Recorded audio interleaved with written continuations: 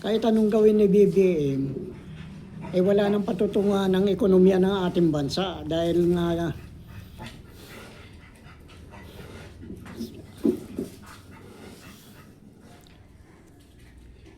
kaya ang tanging bumubuhay na lang dito ay yung mga polymer na pera. Pero yung polymer na pera ay hindi pera yung kundi mga treasury note. Mamaya ko ipapaliwanag yun sa bandang huli. Marami kasing pumapapil ng mga political analyst, mga financial analyst, mainstream media, vlogger, mga troll. Pero hindi naman yan nila kasi tinutumbok yung talagang problema ng bayan eh.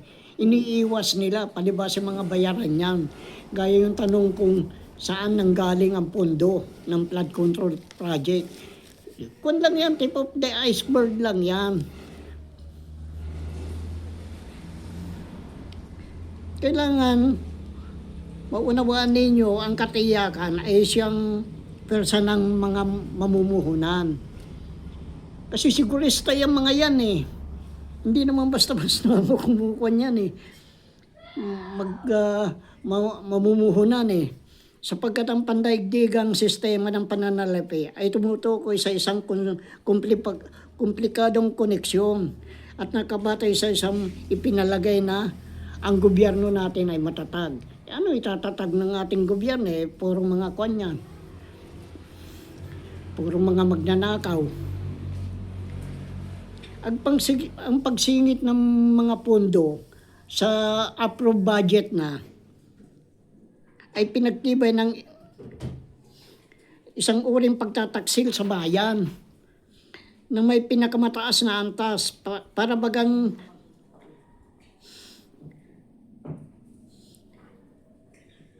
sinaksakan ito ng lason yung na yan, yung ating budget na yan. At pag-apura ng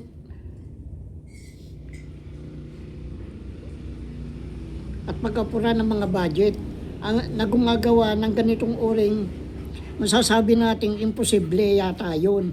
Ngunit nangyayari kung kailan na-approvean na, doon nila sasaksak yung mga na yan, yung mga budget, yung ibang pundo na yan.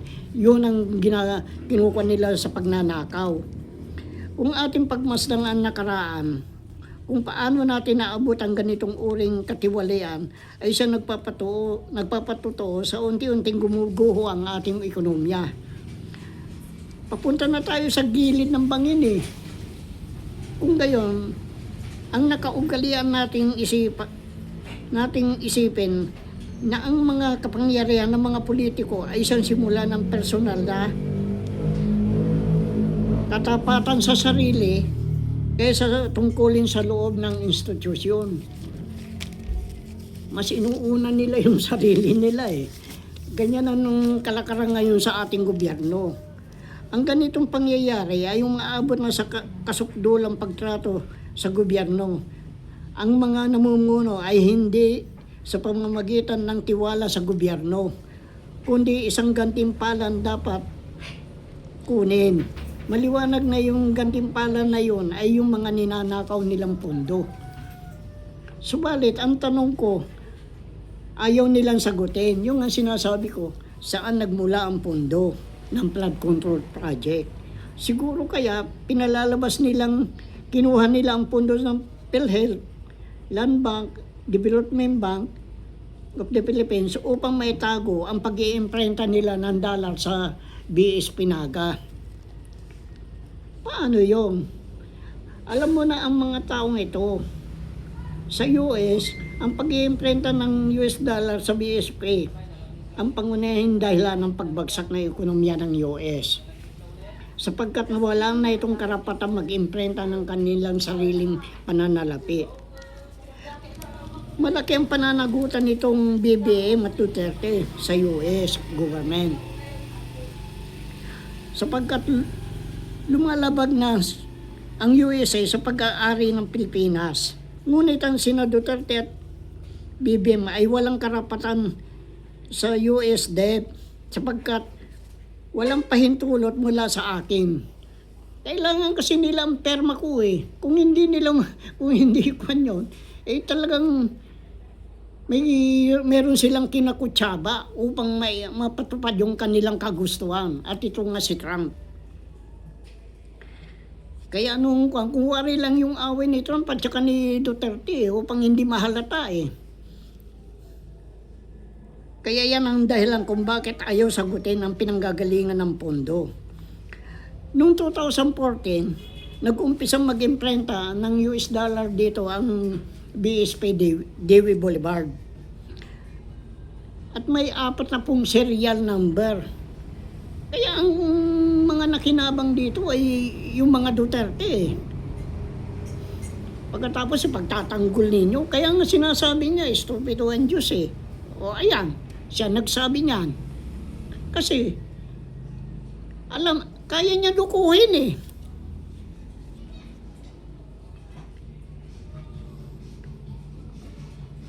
Kaya yung pagkampi niya sa China, upang hindi lang mahalata, pero kasi yung mga kwan na yan, hinahanap ko yung mga ginto.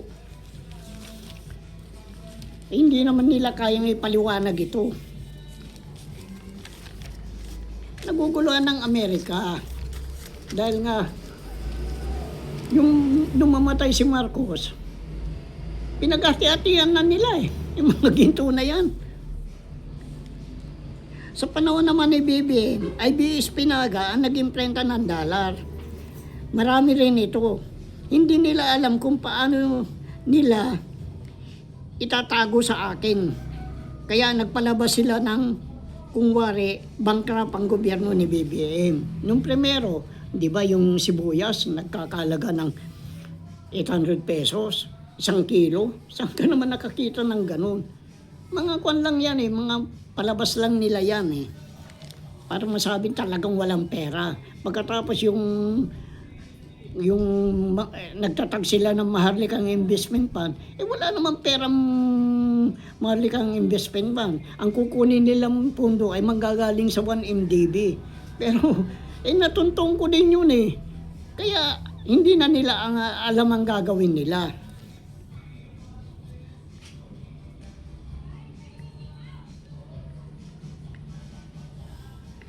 Pag-aralan natin ito, unawain maigi, kung paano pinatatakbo ang ating ekonomiya. Sa panunungkulan bilang isang demokrasyang kapitalista, ay umaasa tayo na ang institusyon ay mas malaki kaysa sa mga tao. At ang mga bangko sentral ay higit naman nakakataas sa mga namumuno. Ano pat ang pagkapangulo ay higit na nakakataas sa pangulo. Ngunit kung ang pagkakaiba ay biglang gumuho, pagka ang tao ay naging isang patakaran, diyan tayo papasok sa isang mapanganib na sitwasyon. Kung ganon, maliwanag na ang merkado ang gaganti sa tao. Kaya biglang magmamahal ang bilihin. At hindi sa mga sukatan. Sapagkat ang mga merkado ang mapaghanap ito eh. Magulo at nakakalito sa kasalukuyan. Dahil pabago-bagong presyo eh. Walang talagang fixed price eh. Pansinin natin ang pagkalito ng mga namumuno. Lumilikha ito para sa mga manggagawa sa gobyerno. Ang pagkasalanta ng nasa itaas ay walang pinag-ibang patutunguhan kundi yung kawalan ng pagkilos ng mga nasa ibaba. Pagka ang gawain ng gobyerno ay bumagal, ang ekonomiya ng bansa ay babagal din. Kaya pala ayaw ba bawasan yung budget ng ng DPWH eh. Yan ang dahilan. Ito yung nakakaapekto sa nagastusin at gawain na nagdudulot ng malaking problema sa kabuuang halaga ng produkto at serbisyo. Ito yung kung tawagin nila ito eh, yung gross domestic product.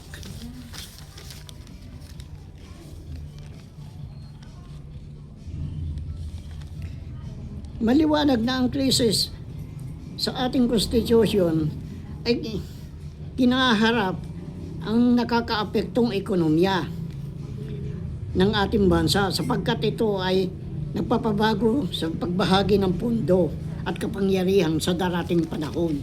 Kaya kung yung susunod na presidente, siguradong mamumroblema din yan eh. Dahil nakaugalian na nila yan eh.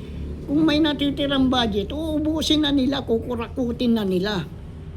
Para yung susunod na Pangulo ay mamumroblema din, lalo na kung kalaban nila. Ang patutunay yung, kaya nga sabi ko, kailangan bigyan natin ng pansin ang benepisyong pang-pinansyal sa likod ng galawang ito. Sapagkat ang ating gobyerno sa ilalim ng pamamahala ng ingot ng BBM ay isang korporasyon na may suliranin sa pananalapi. Ang patutuo ay yung mga polymer. Ang polymer ay hindi pera ng bayan. Sapagkat ito ay nagtataglay ng logo ng HSBC. Maraming mga tanga, bobong abogado.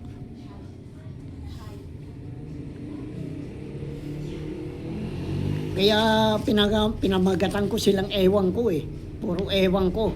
Pag tinanong mo kasi, maski na dumating ka sa husgado niyan, pag ang sagot mo ewan ko, walang magagawang husgado eh.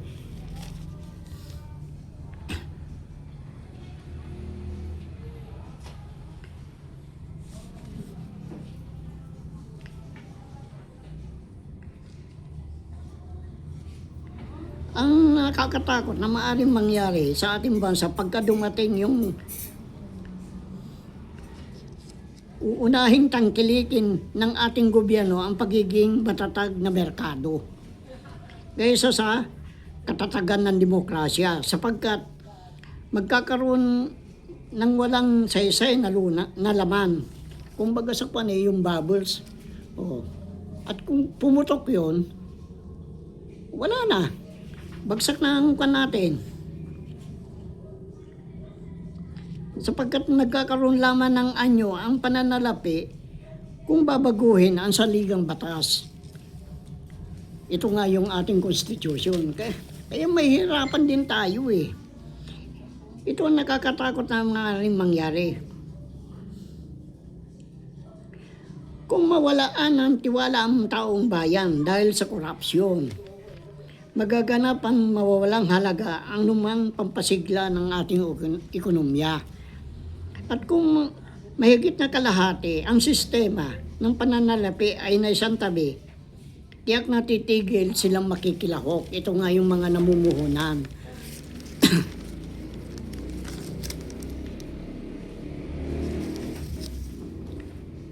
Kahit anong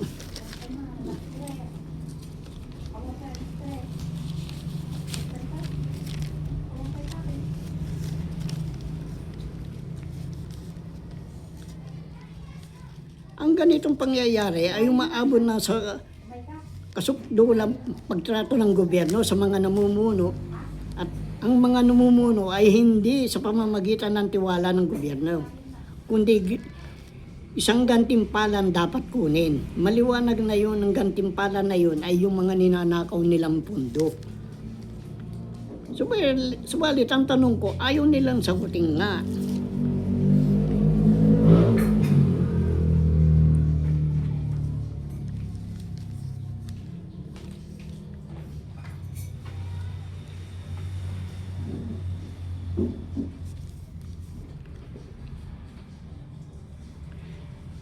Paano yan? Alam na ng mga mamamayang Amerikano eh, na nag-i-imprenta ng dollar ang BSP dito sa atin. Kaya, malaking problema yan. Malaki ang pananagutan talaga nila. Noong 2014 kasi, nag-umpisa na mag-imprenta ng dollar dito eh. At ang nagbigay ng pahintulot na mag-imprenta dito ay yung chairman ng ay yung CEO ng ng Federal Reserve eh. At ang dyan, ang nagbigay ng go signal ay si Barack Obama. Kasi malaki yung perang binabayad na nila eh. Kaya sila na ang pinag-imprenta dito. At ang merong 40 na serial number. 6 na digits yun. Kung tigi 100, di malaki. At ang unang nakinabang talaga dyan, yung mga Duterte eh. Dahil nakakumpleto sila ng taon eh. At itong si BBM ngayon, kailangan palabasin nila nag-aaway sila.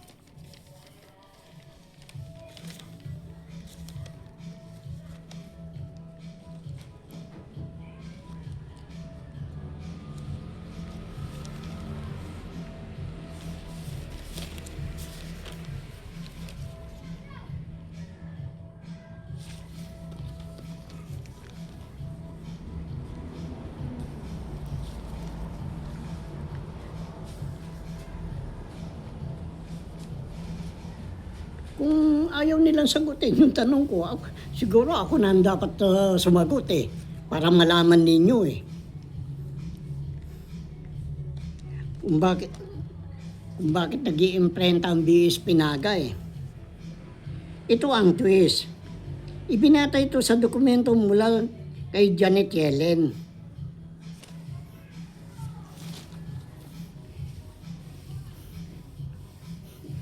Na nagbibigay pahintulot itong BSP na mag-imprenta dito. Nung panahon ni Irap, nag-umpisa na magpalit ng US Treasury bond. Ngunit pinalalabas nila ito na isinasanla ang mga dami account. At isa na dito ay si Gatchalian, yung tinatawag na Plastic King. At ama ni Senador Gatchalian. At ang inatasan nilang magkuan dito, magkuan ng US debt sa Amerika ay ito nga si Mike Velarde, yung kuan ng El Shaddai. Ang utak talaga nito ay si Gloria eh. Pero paano nalaman ni Gloria? Kasi yung ama niya noon, yun ang nakalaban ni Marcos. Alam nila na may linagak sa central bank natin. Kaya nga nagpupumilit din siyang manalo. Dahil alam na niya eh. Ito din si Marcos, kapartido niya umalis para kalabanin si Macapagal. Ganun ang nangyayari dyan. Dahil lahat yan ay may mga interes. Ngunit si Gloria Macapagal, ay hindi naman kwan yan eh. Hindi naman kwan yan, hindi naman abogado yan, kundi economist eh. Kaya yan pinag-aralan niya upang maikwan itong mga treasury bond na ito.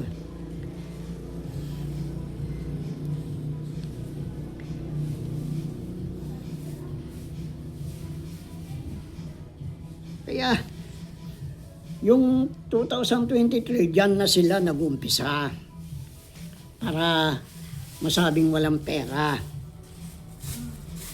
Ngayon, ang kuwan na niyan, saan na pupunta yung mga dollar na yun? Kaya nga tignan ninyo yung baglang milyon na.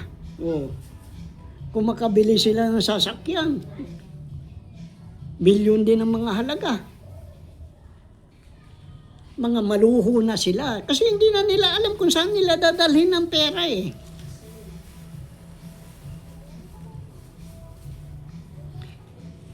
Ang mga dollar na yan ay napunta doon sa HSBC, London. Pero yung HSBC sa London, ang nakabili niyan ay yung Silicon Valley. At yung Silicon Valley na yan ay may kaugnayan kay Marcos. Ang alam ko, 40% ang sosyo nila dyan. Ngayon, at dahil isang franchise yan, mayroon din sila doon sa Silicon Valley. Parang nasa nasa lugar ng San Francisco, dito sa Santa Clara. California. Yan ang kuwan ko. Ngayon, yung dollar, hindi naman kukunin niya ng pwedeng money laundering dahil ipinapasok nila sa loob ng Amerika eh.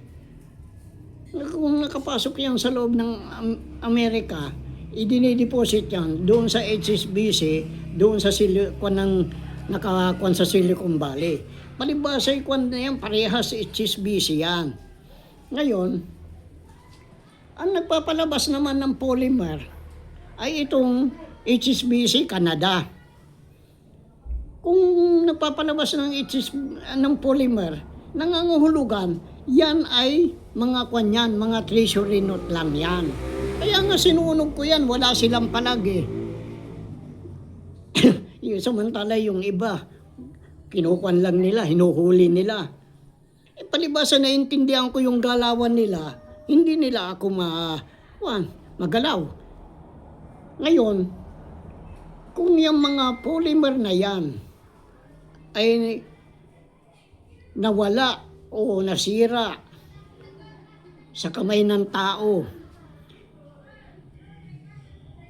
ang pera na yan ay mapupunta na, yung mga dollar na inimprenta niyan, mapupunta na sa mga Marcos. Kasi sila nang may-ari ng HSBC.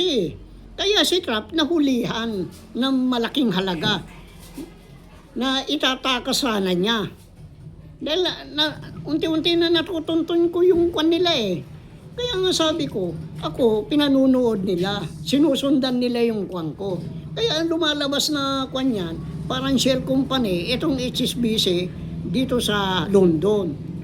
Diyan nila kung wari di-deposit, pero pag deposit niya, punta doon sa HSBC sa California. At yung magpapalabas na naman ng polymer ay yung Canada. Kaya inihilo tayo eh. Kailangan malaman natin yung money trail na yan. Kung hindi natin malaman yung money trail, ay wala tayo. Siguradong lugaw tayo.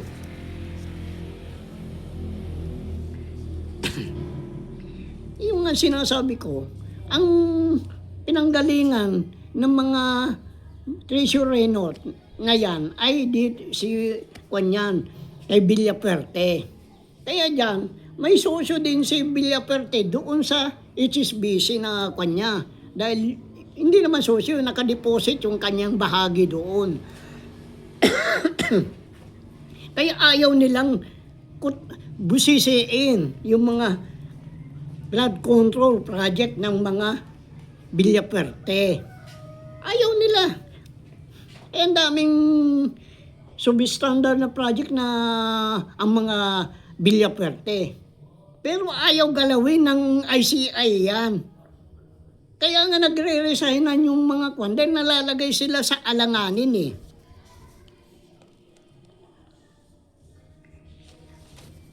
Ayun, yung pagkahuli ni Trump na itatakas yung 50 million, binubusisiin na nila yung mga ibang pera pa niya. Mga prinis nila yung mga account niya. Kasi sa UBS na lang, meron siya doon na 43 million. Eh yung iba pa, ngayon na nalalantad na lahat. Ngayon, dahil sa mga pagkahuli niya na gusto niya itakas, yung kuwan na yan, yung 50 million US dollar na nakalagay sa mga maleta, ay siya ay dinala sa kanyang bahay na nakakuha ng house arrest. Wala pang kaso, pero bakit siya ikinwan ng house arrest? Walang alam ang mga kwan dyan, walang alam ang mga korte dyan, walang alam ang mga senate dyan, pero walang alam ang mga congressman ng Amerika, lalo na yung Supreme Court. Ngayon, nakuan na sila, nagising na. Kasi yung kuan na yan, yung HSBC sa London, shell company yan. Yan sinusundan din, kung anong galaw ko, sinusundan din ng mga congressman at saka senador ng US eh. Sa akin din nagsimula yung pagsasalita ng mga shell company. Kaya yan natutuntun na nila yung galaw ni Trump. Dahil sabi ko nga, si Trump ang nagpapabagsak ng ekonomiya ng Amerika. Dahil yung pagkikisabwatan niya sa mga Marcos.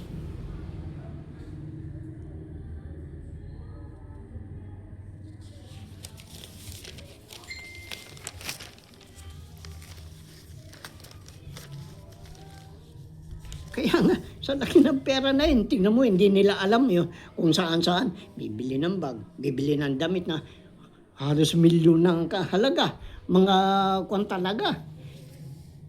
Mga, ang tawag dito sa kwan na ito, mga branded. O, mataki mo, bag lang, ang milyon na. Kaya kailangan, mula pa doon kay Duterte, kunin na natin yan. Busisiin natin yan. Eh kayo, pinagtatanggol ninyo si Duterte. Eh saan naman kukuha si Duterte ng pambayad doon sa abogado niya doon sa Hague? Oh, eh ang alam ko talagang 100, mahigit na yata 100,000 ang yung kanya per buwan doon eh. Pagkatapos iba milyon pa yung acceptance pin niya. Saan kukuha ng pera yan kundi diyan? Pagkatapos palalabasin niya, lumaki ang utang dahil tayo ng pandemic. Na umutang sa gobyerno sa IMF. Parang magkakautang paralisado nga yung IMF eh. Noong 2018, sinulatan ko yan eh. Kaya nga yung pagpunta ni Ajay Banga dito, yan ang sinasabi ko, hahanapin na ako. Ay hindi naman ako magkukan dyan hanggat nandyan yung mga Marcos na yan at yung mga politiko na yan. Ay malaking bagay yan. Ngayon, sigurado magpupuntahan na dito. Inaayos ko na lahat eh. Magpupuntahan sila dito, yung mga prime minister at saka mga presidente, dahil yung sinabi ko, wawalain ko ang kanilang utang upang magkaroon lang tayo ng kapayapaan. Tignan mo, biglang nagbago ang pakikitungo ng China dahil hinahanap ko sa kanila yung mga ginto eh. Yung group of 5 na yan. Ang tanging sumagot lang sa akin nung sulatan ko yan nung pandemic ito si Boris Johnson eh. Na nakikiusap na wag muna daw namin pag-usapan yung mga ginto na yan dahil marami pa silang problema. Pinagbigyan ko hanggang sa nawala si Boris Johnson. Kaya ganyan ang ginagawa nila. Kaya hindi yung China, hindi yung Japan ang nagpapalit ng US debt, kundi mismo itong itong bumbong na ito. Kaya nga nakipagsabuatan sila kay Trump eh. Yan si Trump, tao ng Marcos yan. O paano yan ngayon, bumbong? O di huhulihin ka na rin dahil hinuli na siya yun. Kasi yung ang sinasabi ko, hindi pwedeng baliwalain nila yung kagustuhan ko. Kaya pasensya kayo. Lahat kayo. Pagkatapos, kaya nga naglalakihan ang sweldo nitong itong yung tarsier, yung jokno, ay yung mga nandyan sa BSP. Kontakin mo, 3 milyon kada buwan. Kasi alam nila kung saan nanggagaling. Alam nila, pag na-aktuhan sila, malaking pananagutan nila. Kaya ganun na lang ang kwan nila. Ang linakihan na nila yung sahod nila. Kasi alam nila, nakaw lang yan eh. Kaya kung wala akong perma, kaya ngayon yung mga kwan na yan, pero yung binigay ni Marcos noon, palibasa hindi ko pa natutunton yung kwan na yan, yung custodian account, naipalit nila yan. Pero inuunti-unti nila. Pero itong huli, eto na ngayon, kay BBM na yan. Kaya nga nagkaroon ng malaking puhunan ng China eh.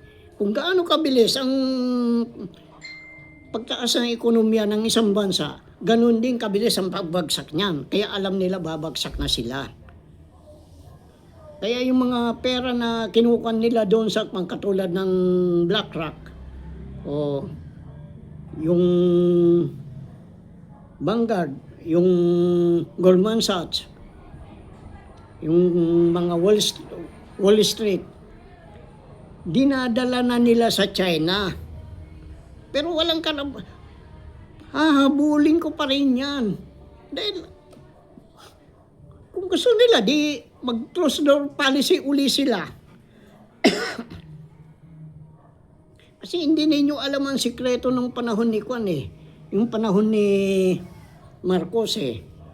Na yung mga palibasa closed door policy noon yan, hindi sila tumatanggap ng mga tao galing sa labas. Oh. Kaya yan ang naging problema niya. Ngayon, napag-isip nila, kailangan may mag-hijack. Oh. Nag-hijack sila ng ilang katao yun, mga 4 lang yata. Hinijack nila yung PAL eh. Kaya dinala nila sa Hong Kong. Ngayon, pagdala sa Hong Kong, nagpadala sila doon sa Beijing. At doon sa Beijing, doon nila ikinwan yung mensahe na gustong kunin ni Marcos. Kaya ngayon, yun ang tanong eh. Na gutumin mo, gawin mo mangmang eh. Yung mga tao na yan eh. Kaya isa doon ay yung executive secretary yata noon nitong si Kwan, itong si Erap. Kaya dyan niya nalaman yan. Yung Kwan na yan. Yung mga treasury note na yan. Oh. Pero dahil malalantad na, gumawa na mga itong gobyerno natin na ikinwa na para mapanyan, mapatalsik si Erap. At yung tao na yun na naging executive secretary, ewan ko kung buhay pa ito, siya si Barican. Isa siya sa mga nag-hijack. O bakit pagkatapos nagkaroon siya ng malaking posisyon? Paano yun? Ina-hijack niya yung aeroplano. Kaya yun, mga palabas lang yun. Maraming konento mga Marcos na ito eh. Magaling ito sa talagang tuso ito eh. Magaling sila sa mga long range planning eh. Palibasa katulong ng CIA. Pero ngayon, gilapin ko na lahat yan. Kasi ang laking pera niyan eh. Ang makikinabang, kung talagang kay mga Marcos niyan, bakit kailangan nilang gawin yan? O yung magnakaw. Ang hirap kasi inaangkin nila. Kaya nga, yun nangyari noon doon sa Kwan, kaya nga nagkaroon ng, ito nga, ulitin ko, kaya nagkaroon ng petrodollar. Pero, kinausap nila yung royal family ng Saudi kuno na kailangan pag namili sila, ay dollar na rin. Hindi. Kaya pinalaganap niya, binigyan ni Marcos ng 50 years upang makaangat. Pero yan, may pagkatuso talaga ito si Marcos. Siya ang bumili ng mga kumpanya na yan. Nakisosyo siya sa mga Exxon, yung mga nag-drilling ng langis doon. Kasi ang Saudi, royalty lang yan eh. Parang iba na muhunan. Kaya yung kwan na yan, ang pangako sa kanila, yung mga pagbentahan nila ng dollar, bibili nila yung mga treasury note. Yun ang magiging kabayaran ng mga treasury ban na nakakwan doon. Nakalagak doon sa kwan na yan, doon sa Federal Reserve, yung JP Morgan. At ngayon, bandang huli, binili pa rin niya yung JP Morgan. Yung mga kwan na yan ngayon, kaya nga bandang huli, ikinwanan nila ng Petronas. Pagkatapos sasabihin na itong Saudi ay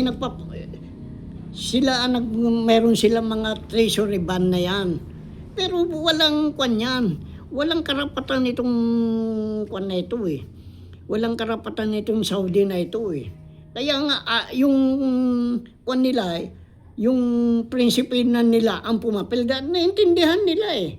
Yung laro na yan eh, na bibili sila ng kwan, ng mga armas, pagbibilan yung Saudi. Pero hindi si Saudi, kwan eh, ibibigay niya kumari sa Saudi.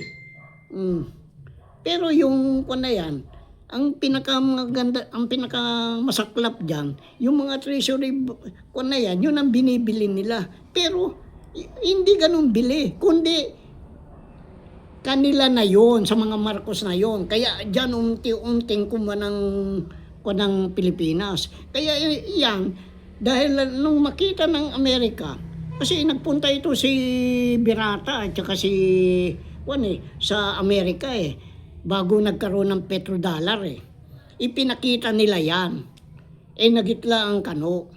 Kaya, dahil sa alam nila marami ang kwan na yan, nakipagkasundo sila kay Marcos. Yung diktador. Kaya yan, lumabas yung petrodollar. Kaya yan, yung pagbibilan ng langis na sa halip na mapunta sa gobyerno ng Amerika ay hindi na napupunta sa mga Marcos. Yan ang totoo niyan. Kaya kung hindi niyo masusundan yung money trail, ligaw kayo. Anong mala itong mga putang na mga kwan na ito? Itong mga kwan na ito, mga financial analyst, political analyst, mga bobo yan eh. Hindi nila inahanap yung money trail eh. Basta sila pag kinapala ng pera, tuwa na yan. Kaya yan nag-umpisa yung petrodollar. At upang din, magkaroon ng mawala yung Cold War, nagpalabas muna sila ng gera sa Vietnam. Ngayon, yung gera sa Vietnam na yan, kung wari lang yan. Marami nagsakripisyo. Kasi hindi pwedeng baguhin ng konstitusyon ng Amerika. Hindi naman nila inamin yun eh. Na ang pagbibilan nila ng kwan ay yung mga armas ay yung mga kaibigan na ng Amerika. At ayaw din nila makisali sa gera. Pero napasunod ni Marcos dahil yan nga sa mga treasury bond na yan eh. Kasi malaki yun nandoon sa PNB Naga. Ang pinadala dito ng emperor ng Japan, kasama yung ilang kahon na mga silver edition na nagkakahalaga nga yan. Yan ang hawak ng mga Villaperte. Kaya nga ang laki ng pagkakamaling ganyan eh ng Amerika eh. Kasi pumayag sila eh na magkaroon ng kwan na yan eh. Ngayon, hinahanap ko yung mga ginto na yan. Kaya nga nabigyan ng China at saka Russia ng tigla 12 toneladang ginto. Nung mga panahon na yun, ang presyo ng ginto, $35 lang isang ounce eh. Yung isang ounce na gano'n, mga 16 na kwan lang yan eh. 16 na kwan sa isang kilo eh. Kaya mababa pa rin. Kaya pilitin ninyong unawain yung kwan na yan. Na yun ang sinabi ko. Kaya pinakinabangan na ng Marcos yan. Yung mga kayamanan na yan. Pero habulin ko yan. Kaya nga lahat ng mga malalaking kumpanya sa buong mundo. Lalo na yung Korea, yan ang pinaburan pa niya. Kaya nga, magkukuhan dito ng mga, magbibigay ng mga barko daw. Hindi magbigay ka lang. Pero sisingilin ko kayo. Kaya nga ang mga kuwan na yan, dinadala na nila lahat sa China upang hindi matunton. Kasi lalabas yan eh. Titirahin ko naman ng Amerika. Pag-aaralan ko lahat yung mga kuwan nila dyan. Kasi yung Goldman Sachs, mga BlackRock, mga kung ano dyan, mga kumpanya dyan, ay mga kwan lang yan eh. Mga asset management yan eh. Sila namumuhunan. Kaya habulin ko din, itong mga lahat ng ari-arian ng Marcos talagang gagawin ko silang pulubi. Hindi pwede yung ginawa nila na pinaghirap nilang Pilipino. Ginawa nilang hindi naman nila pag-aarian ng inheritance. Eh wala naman silang dokumento tungkol sa herb dokumente. Paano yan? Kaya yan ang herb dokumente na yan, diyan mo ibabatay yung pagkakuan mo doon sa UBS. Pilit nilang kinukuan yan eh. Yung herb dokumente eh. Pilit nilang kinukuan sa akin yan eh, na walain eh. Eh hindi naman pwede dahil ang nag-issue niyan itong Swiss Embassy dito eh. Hindi naman hindi in-issue ng kwan. Kasi kailangan mo talaga makilala yung Bantay Pinto. Spiritual yun eh nung sinulatan ko. Pero kailangan interpretin mo ang kanyang pangalan. Kung hindi mo ma-interpret ang kanyang pangalan, hindi ka papansinin. Kaya yan si mga Marcos na yan, magnanakaw yan. Mulat mula pa, mga pusakal na magnanakaw yan. Ito, kaya ngayong pananahimik ng Pilipino, sawa na sila sa korupsyon. Kahit anong paliwanag niyan, hindi na pinapansin yan. Ang nag-iingay lang dyan ay yung mga takuhan ni Marcos at saka ni Duterte na kuwari naglalaban yan. Pero yan, kaya nga sabi ko sa inyo, wag ninyong pansinin yan. Ako gumagawa naman ng paraan upang mapabagsak yan nga. Ngayon yung pagkakuan ni Trump, pagka-house arrest niya, pag nakuan na yan, nakasuhan na kuan na yan, alam ko may 7 impeachment complaint na sa kanya eh. Hindi na niya maliligtasan ito eh.